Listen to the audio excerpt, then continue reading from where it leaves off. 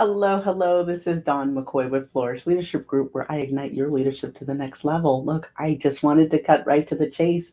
Are you asking good questions as a leader? Are you asking the right questions? So glad you tuned in. If you're here live, type a one in the box so I know you can hear me. And if you're joining for the replay, type hashtag replay.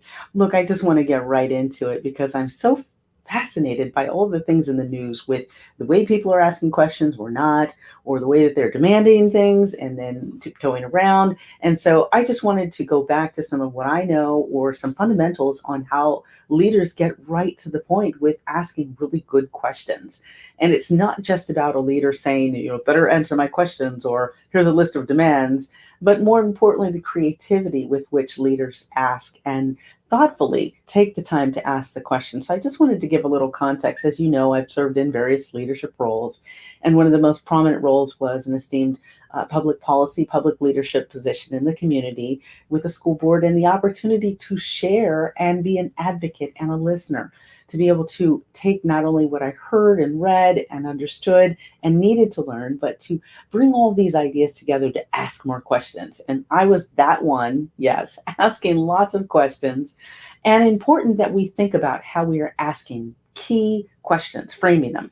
So I wanted to set that up for you today, if you'll indulge me. And certainly, if you know someone who needs to hear this message, share this with them, let them know it's okay to ask really good questions, tough questions, and to ask questions in such a way that you're driving for an answer without being demanding.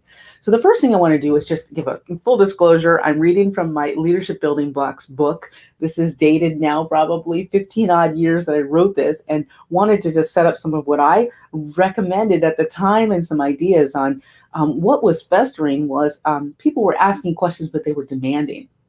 They were asking in a way that was not understood. And so, what I wanted to share with you is just about some of the things I put into a lights, camera, action chapter in the book to talk about how leaders can do more to be proactive and asking really solid questions. First is just to make sure you're setting up and framing the discussion. So you can't go in bombastic, asking wild and crazy off the cuff questions or making demands in any form, a board meeting, a community group, family kitchen table, whatever it might be. Talk about what the concerns are.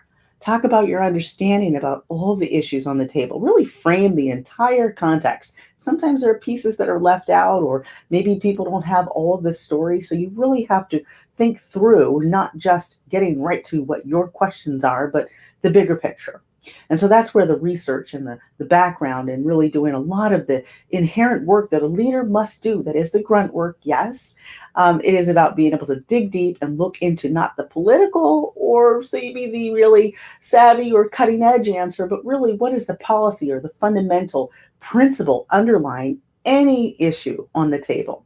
And I really want to do a full disclosure and disclaimer here that I'm not espousing to say how people should ask questions, but I am suggesting that there might be a more thoughtful way to engage in a policy dialogue rather than banter and rhetoric back and forth. So, with that, I delve into a section in here called Asking the Right Questions. And it's talking about one of the most relevant parts of my job was asking probing questions, but more importantly, about asking the right questions. It's not about demanding answers, but about asking. It's about reviewing the facts and getting more information to share beforehand. For instance, asking open ended questions about details from an agenda item set the frame for discussion. Before asking discussion, scan the scope of and carefully ask specific issues that add value to a conversation. Sometimes people can over inquire, and then it appears that they are belaboring an issue. Also, make sure to present alternatives and help bridge gaps. These are just a few suggestions. And again, these are just some of the observations that I had in my experiences as a leader in my community to make sure that it wasn't just about making sure that leaders were being bombastic and asking questions, but taking that time to frame. You also heard that I mentioned in here about asking the right questions. So if you have not taken the time as a leader to brainstorm and just do a complete brain dump before any endeavor, meeting, discussion, do so. Talk about all of the issues, peripheral issues, tangential, something you've never thought of, maybe wild and crazy, and add those to the discussion. Why? Because you want to have those in your list of possibilities for discussion and start to group them together is another next step. Why? Because we as leaders have to be thinking through not only what are the core issues, but what more importantly do we need to drive at to get to that one question we may have. Why this is important is because we can often appear that we are being combative in a discussion or maybe belaboring, as I mentioned here. You really want to drive in maybe with just three or so key questions. If you have maybe an hour discussion, maybe ask a question, a follow up, and maybe just something that's peripheral. The reason being, you won't want to dominate the conversation as a leader. Again, at a community meeting, faith based group, maybe in your community organization, you're doing something and you want to make sure you're asking the right questions. So, how do we do that? Then the other idea was, as I mentioned here, was to make sure that you're presenting some alternatives. So, if you're asking a question about, well, why wasn't this done? Well, what is the alternative? Was there a deadline that could have been extended or maybe some additional time? So I want to just pause here because I want to hear if you have any comments. Type those into the box if you have anything you want to share, experience you've had. Maybe there are some ways that you've been able to really shape and frame really dialogue or inquiry, or maybe something that was combative and questions and processes that helped you. This is an important time for us to talk about questions that people have, but also the conflicts that may arise and also questions that may come out of those questions. You can have that, yes. Because sometimes there are process questions about how you're conducting the questioning process. Or more importantly, is there a limitation on the questions? As I mentioned in the role I was in, there were often endless questions that went on for hours, and I do mean hours. Questions that were posed, sometimes not questions, but rhetorical questions, statements, um, stances that people would take, and making sure to add some value to something that they were trying to make a point about. My point in saying this is that we have to be thinking carefully about how we frame dialogue and questions. And that's what I wanted to share with you today. Just a brief excerpt from the work that I had put together some time ago.